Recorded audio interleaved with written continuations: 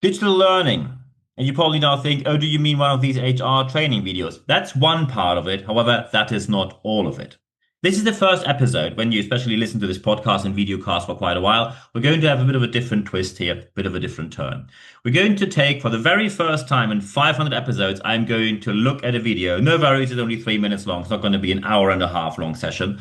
We're going to look at a video of a public hearing in the US Senate where we talk about digital learning. Well, not I am talking there, an expert is talking there. So let's get straight into it. The question of the day is, does digital learning actually work? And you probably sit in any organizations or wherever you work, you encounter digital learning in one way or the other. May it be training videos, snippets, podcasts, videocasts, any kind of digital based learning most likely has crossed your way. And when you come from a certain generation, let's say Generation Z or later, you most likely will have encountered digital learning, maybe even at school or at university or both. And you will have an opinion if this worked well or not so much. Very important is I'm going to show the real video from the hearing. So very important under the Fair Use Act in the UK and the Fair Dealing Act in Germany, Austria, Switzerland, under Zitierrecht, the quotation right. I am allowed to show this here. So that's just the disclaimer here. You see here, it's a public US hearing. You see Ted Cruz, someone who doesn't seem to be too happy about what he's hearing here. C-SPAN was the TV channel who brought everything live here. So let's look at what happened here. What is it that is working with digital learning? Because we will listen to someone who, as far as I know, is an expert on the matter. My name is Dr. Jared Cooney Horvath. I'm a former teacher turned cognitive neuroscientist who focuses on human learning. Okay, let's stop right here. So when someone says, I'm a former teacher and neuroscientist, we have to check who this person is. And I background checked this person because especially today, you never know, did the government invite someone who they actually like, or did the opposition bring someone in that they actually like, or maybe it is someone who is funded in certain ways, who represents, let's say, a rather small group of interested people in a certain aspect of life. So is this actually neutral? Is it scientifically sound? And as you know, I put lots of effort into this podcast and video cast to make everything go right. Dr. Jared Cooney Horvath, PhD, M.Ed. That means he has a doctorate title. M.Ed. is a Master of Education. Of course, I looked at where did he do that? University of Melbourne for the doctorate, so a good university. And an A+ is the highest possible grade here. And a master's degree in education at Harvard with A++. Safe to say that he is someone who has a clue of what he is talking about.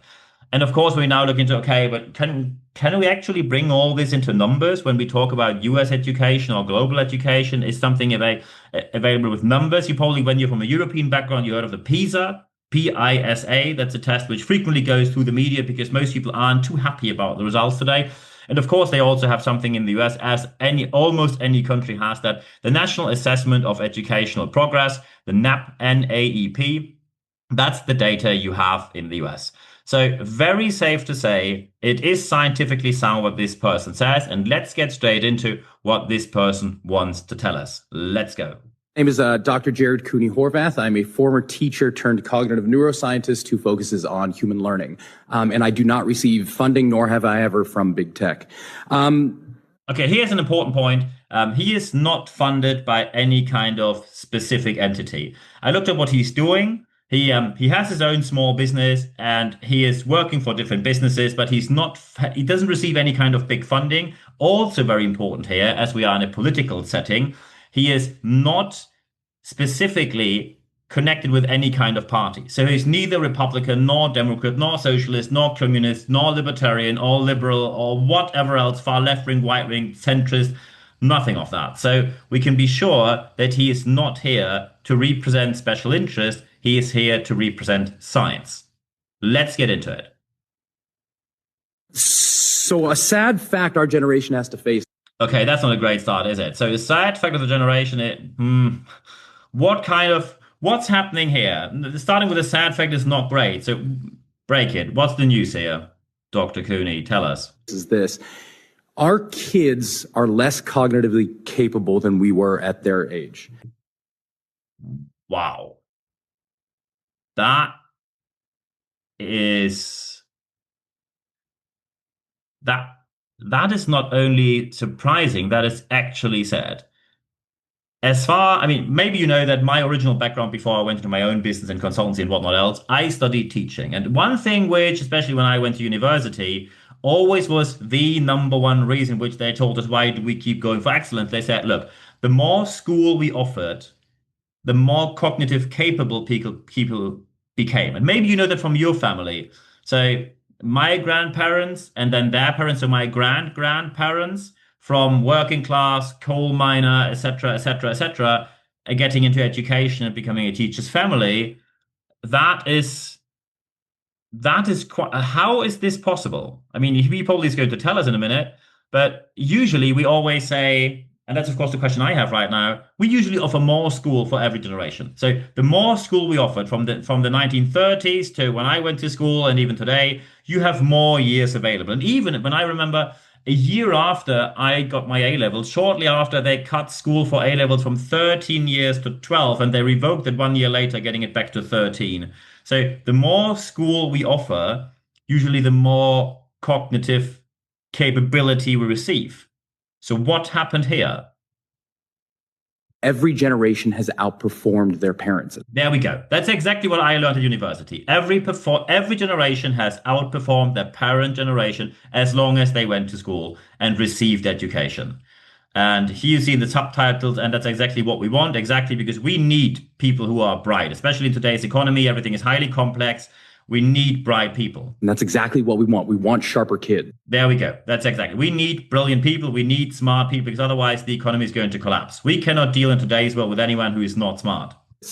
And the reason for this largely has been school. And there we go again. That's exactly what I was taught as well. When you offer school to people, and of course, when people then go to school, you get sharper people, more cognitively developed people who enter the job market and then hopefully do great stuff there. Each generation spends more time in school. We use school to develop our cognition. Yes, school is, oh, here we go. School is there to develop our cognition. And I now see the subtitle already, until Gen Z. So if any Gen Z listeners or watchers are here, tell us about your experience, please, because there seems to be something coming with Gen Z. Until Gen Z. There we are. So what happened with Gen Z? Because I am not Gen Z. I'm exactly on the line between Gen X and Gen Y. And from behavior, I would rather see me as Gen Y, but I'm born 1 year early. So I'm born Gen X, and 1 year later I would be Gen Y. But as we all know, these are fuzzy boundaries. So by birth date, I am Gen X, but by behavior, I definitely see myself as Gen Y. Gen Z is the first generation in modern history to underperform us on basically every cognitive measure we have, from basic attention to memory to literacy. Oh my God. Oh, good grief. Sorry. So this generation underperforms us on every statistical means. Basic attention, you probably saw that when you see younger people today flicking through the reels on social media. Basic attention is really important in the working world. Memory, memorizing things is crucial. Literacy, without being able to read and understand properly, the world is not your oyster. The world is basically a riddle going on and you don't know what's happening while sitting in the middle of it. So what else? Because I see there's a two in the subtitle that there's even more where they underperform, or they underperform us. To numeracy, to executive functioning, to even general IQ. Oh, good grief. Numeracy. I mean, we all know that numeracy is something you need every single day, no matter if you want to go somewhere, if you have to look at time or distance or pricing or basically planning out, mapping out your life. Executive functioning, you don't get anything done without that. Even general IQ is lower than the generations. That is utterly shocking. That is, because usually you say, look, there's the internet, there are so many platforms available, there's so much education, information out there. Shouldn't you be better at that instead of being worse? Even though they go to more school than we did. There we are. And that's exactly what my grandparents and grandparents told me. They said, go to school as long as you can, because everything gets better when you go to school longer. Because my grandfather, from coal and factory worker to then becoming a unionist later, I mean, I started my own business. I'm probably not as left-wing as they were, and probably I'm not left-wing at all, as a liberal. However, more school, more cognitive functioning. Usually that was what they always said. My parents said school, school, school. As a kid, I could mess up a lot, from shooting in windows with my football or basically breaking new jeans my parents just purchased me because I was running through the woods or whatever else. Everything was okay unless school didn't do well. When school didn't do well, there was a very quick escalation of sanctioning that. With first, of course, my Nintendo cable was gone, so I couldn't play the console. Second was the Amiga cable was gone, which was the computer back in the days before I got my first PC. Third one was the TV cable was gone, so no more watching TV. I mean, we had the amazing 4 channels back in the days, not more. In the beginning, 3, later 5, when the first private TV stations. So we never had cable where I grew up. And worst punishment always was football ban.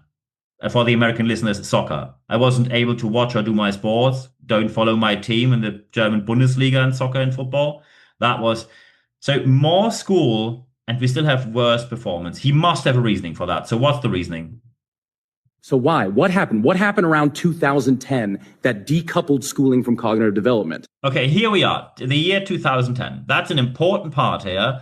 So modern education, I think we started the proper scientific work in the 1940s. The big scientific uptake in educational research started in the mid 1950s, really big chunk of the 1960s. Beginning 1960s was when the real big thing happened. So we have lots of data available. Let's see what he says here, because there must be scientific data available. 2010 is pretty recent, so it's up-to-date data. And let's also take a look at if the data is only US data or if it's relevant for more than just the US. It can't be school. Schools basically look the same. Okay, so he says it can't be school because school, but that's something you probably know as well. When you go back to your former school, which I did just last year, I even went back to my old and first university I went to, not much has changed. It basically, they had a bit of more green areas. They had a new cafeteria, but nothing else changed. Even my former classroom looked exactly the way it did when I went to school. And let's face it, that is quite a while ago. It can't be biology. This hasn't had enough time. Exactly. So it can't be biology because he's alluding to, could it be an evolutionary change? But evolution doesn't happen in 20, 30, 40, not even in 60 years. It takes hundreds, thousands, millions years of time. So humans don't change that quickly. So it can't be biology as well. To change. The answer appears to be the tools we are using within schools to drive that. Okay, now, so the tools, now I'm really curious, what tool is it that did this change to the negative? Learning. Across it's tools for learning. 80 countries. Across 80 countries. So we are looking into data that he's going to present here, into research, which is very clearly representative. 80 countries basically means this is applicable globally, no matter where you go. Gene was just saying, if you look at the data, once countries adopt digital technology widely in schools, performance goes down significantly. Wow. Let that sink in. Countries where technology enters the classroom, performance doesn't go up, as probably many of us assume, performance goes down. And he says significantly, just to let you know, significantly is he speaks in scientific terms here. Significantly is a word which in general speech you just throw out and say, yeah, significantly here and there. Significantly in scientific terms means that you have a certain range which you measure how people perform, either in business or as a leader or as a school kid. And then you have a certain deviation called standard deviation. That's not important here. Basically, what is the range left and right? From where to where do we have a result with reliable and valid data behind it? And significant means that the ranges we look at now do not even have overlaps. That's a massive. That's not saying, oh, they are a bit less well off, or they are not as great, or they are still doing very okay, but it's just they are like 5% down. No. This is a massive cut downwards. These are the generations we need to run our economy, design our lives, pay the pension funds, live their own lives, thrive for themselves, map out their own lives, live their own lives, pay their own bills kind of life, with a significant difference to the negative. And we're talking here about school education, which is probably the most crucial point in the beginning of your life. Wow, so how does it go on from here? To the point where kids who use computers about 5 hours per day in school for learning purposes will score over 2/3 of a standard deviation less than kids who rarely or never touch tech at school. That is big.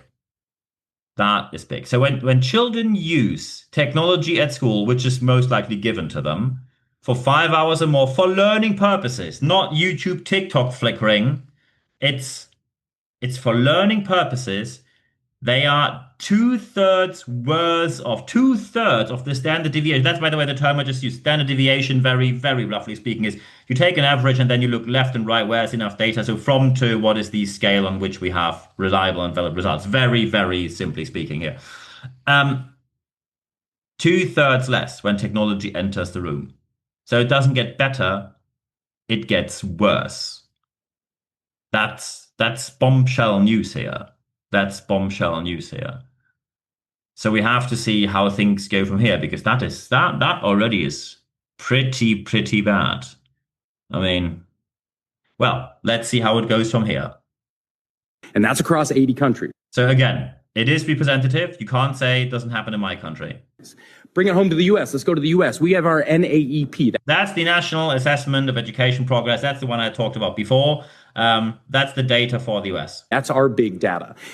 Take any state, and here's a fun experiment you can try. Take any state NAEP data, compare that to when that state adopted one-to-one technology widely, and watch what happens. The NAEP data will plateau and then start to drop. So he now says in every single US state, we could track down when did one-to-one technology find its implementation in schools, and immediately it plateaus, and then it drops from there. So it gets worse, not better. Let's see what else he has to offer. Of course, this is all correlative. Okay, correlative, he wants to have here we go. He wants to have the causation. We really want is causative. To get causation, what you need is academic research, and you need mechanisms, explanations for why we're seeing what we're seeing. Okay, now we get to the point why we are seeing this, and that's, of course, important. Correlation, just because when you enter the room a building collapses doesn't mean that you made the building collapse. It's just correlation. Causation is what is the real reason for the building collapse. So that's the difference between correlation and causation, very simply speaking. Luckily, we have academic research stretching back to 1962. Here we go. That's what I mentioned before. So we have the data available, because I know that's what I learned at university, that the real big intake of getting funding readily available. The big research, countries found out that when you have more educated people, your economy is thriving far more compared to countries where education is marginalized, becoming a luxury, or simply is inaccessible to many reasons. So we're now referring to data since 1962. So no one sitting here can say, this is not relevant to me. This is relevant to every single business on the planet. That shows the exact same story for 60 years. Okay, so he says now we have the data readily available. It shows the same story for 60 years straight. And that is a massive issue also in organizations. Now, we will get to that in a minute. When tech enters education, learning goes down. In fact, boom, boom. When tech enters education, learning goes down. That's massive. That is massive. Look in your organization, but we will get to that in a minute, because I, of course, prepared a bit more on this. Because what do kids do on computers? They skim. Yes, exactly. They skim. Probably you know that from younger people when you see them watching Instagram reels or TikToks, and then they just flicker through it. You skim. You go through something as quick as possible because you just want to get to the end point where it says, well done, you just passed this unit. You probably know this also from a certain, I'm not going to mention, but there's a certain language app which many people use, even in my circle of friends. Some people try to use it to learn English. Some of them are on a streak of multiple hundred days, unable to hold a simple conversation regarding ordering food or directions in the English language.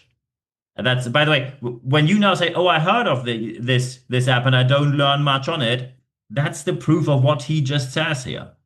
So when you say, I'm going to use this app and then I'm speaking the language in 3 years, here's the news. You don't. And many people already found out now.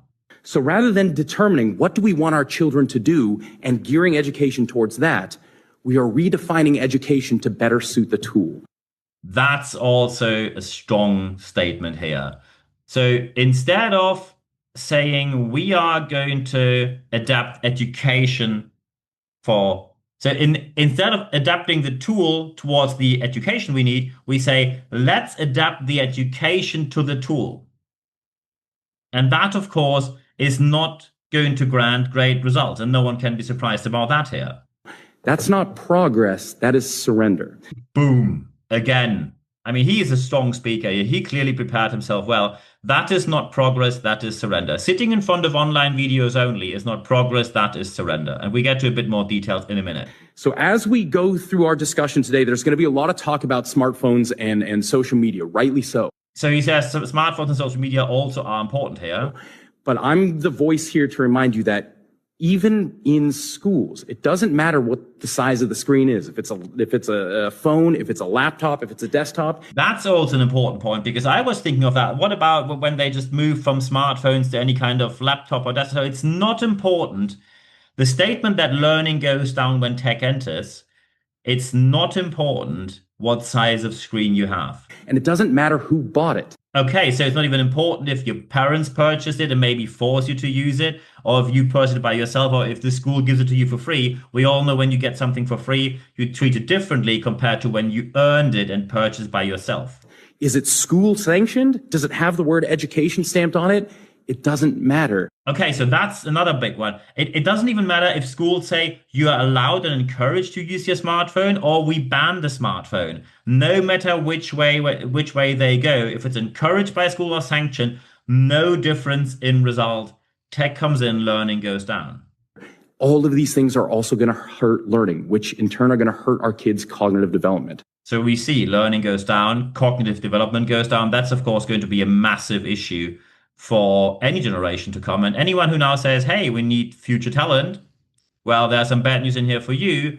There needs to be additional qualification for your organization by probably external service providers. Right at the time when we need our kids to be sharper than we are. Strong closing statement. We need kids sharper than we are. So that was the scientific statement by Dr. Jared Cooney Horvath, an expert on the matter. And when you now say, look, this is kids learning, we are different as adults, are we? Let's just stick to one thing. You maybe know that there's this moment that someone says you need to go through the money laundry training, or you need to get the safety and fire and safety hazard training. You need to go through the HR training. Something which went completely viral in the business world is this. You now see, for the ones who are listening on the podcast, you now see a scene from Toy Story with the tiny piggy in there and the dinosaur and the remote control. So, and when you know the movie, you know what's happening right now. This went viral as a meme, and the meme had a certain headline. The headline was, "Me completing the company training work requirement, HR pestered me about for 6 months in less than 33 seconds." And what happened then is, for anyone who's now watching it on YouTube, it happens the following.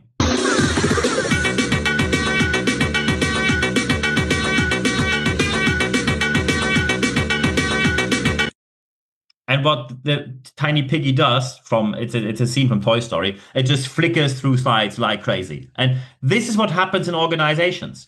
People just flicker through a safety and security training just to say, yeah, well, I've done it. Oh yeah, the bank. Oh yeah, the money laundry training. Cool. Let's just press play. I get back in an hour and say, yes, I understood. And then I move on from there.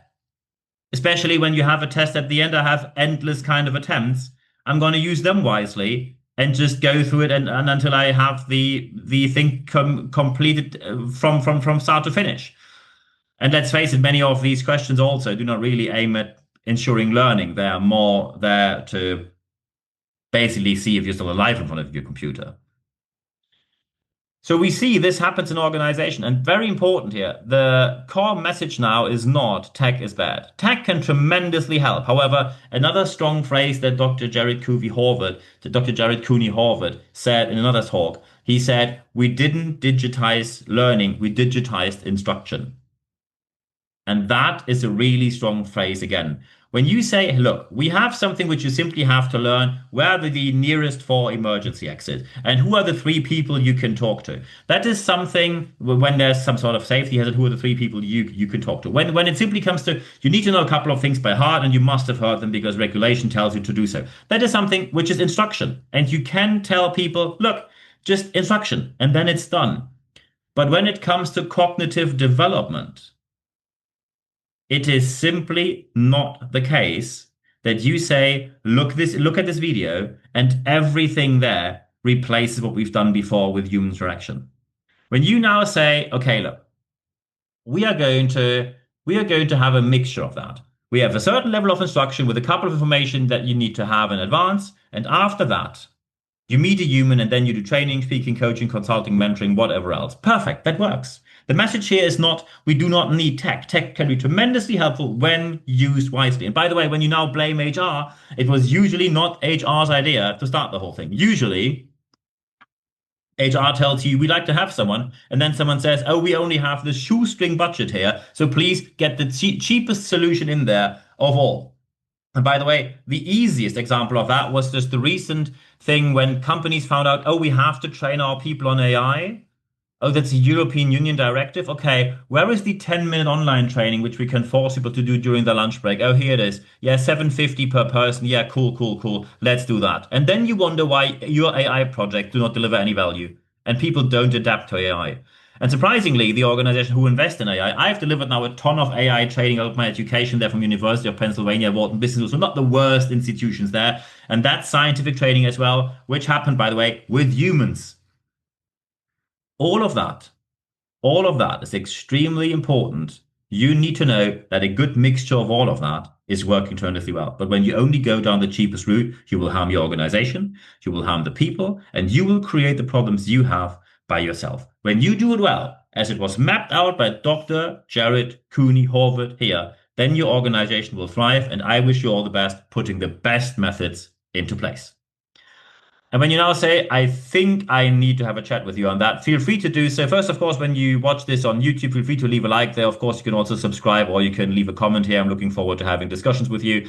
When you now listen on Apple Podcast, Spotify, feel free to leave a review here, 5 stars. Thank you very much for doing so. You see, I do a lot of research on this. This is all available for free. I love to do it, but it's a lot of work. Some 5 stars would be a nice appreciation. Thank you very much. And of course, when you know someone who's interested here, just recommend the channel, Apple Podcast, Spotify, or YouTube amongst friends, colleagues, online, offline, anywhere. I'm looking forward to seeing that. And feel free to tag me in any kind of posting. I'm always looking to being in touch with you. Thank you very much. Of course, something which we started beginning of the year, the YouTube Shorts. Every single day, you will have at least one leadership tip, scientifically sound for real world practice to be applied immediately. YouTube Shorts, as the name says, only available on YouTube. So it pays off not only to subscribe to the channel, but to put the little bell in there so you get a short notification, just a tiny one on your smartphone or your computer when something new comes up, and you will have a couple of new bits every once in a while. We always keep our listeners, readers, whoever else updated. And of course, you can also follow me on the podcast, Apple Podcast, Spotify are the places to go. Go on my website. If you need, let's say, a trainer, a speaker, coach, consultant, mentor, project interim manager on the matter, looking forward to speaking with you. nb-networks.biz is my website. And when you'd like to get in touch via email because you just like to have a chat or you have something very specific and like to book me, let me know. nb@nb-networks.com, and then we take it from there. Of course, we also have live sessions. Feel free to join one. Please go to expert.nb-networks.com, put your email address in there, and no worries, you only receive one email every Wednesday morning. You have full access via this email to all the podcasts, videocasts, article, everything. However, we only communicate the live sessions we have, and we had a brilliant one just last Friday. The live sessions are only communicated via the leadership letter. There is no other channel on which you find them. It's only the leadership letter, no exceptions. I'm looking forward to seeing you there. And of course, you can connect with me on social media, connect with me on LinkedIn. Don't do the follow thing, do a proper connection there. Follow me on Instagram if you like, or leave a like on Facebook. And of course, you can also follow me on YouTube. Just subscribe to the channel and then we take it from there. The most important aspect, however, is always the last bit I'm going to say. And by the way, no worries if you contact me, because some people wonder, when I contact you, when do I hear back in 4 weeks' time? No, when you contact me, I answer every single message within 24 hours or less. So I'm looking forward to hearing from you on all these different channels. You can basically pick any of them, and then we take it from there. The most important bit, however, is always the last bit I say. apply what you heard in this podcast. Because only when you apply what you heard, you will see the positive aspects that you obviously want to see in your organization. I wish you all the best doing so. Feel free to contact me. I'm looking forward to hearing from you anytime. And at the end of this podcast, as well as at the end of this video cast, there's only one thing left for me to say. Thank you very much for your time.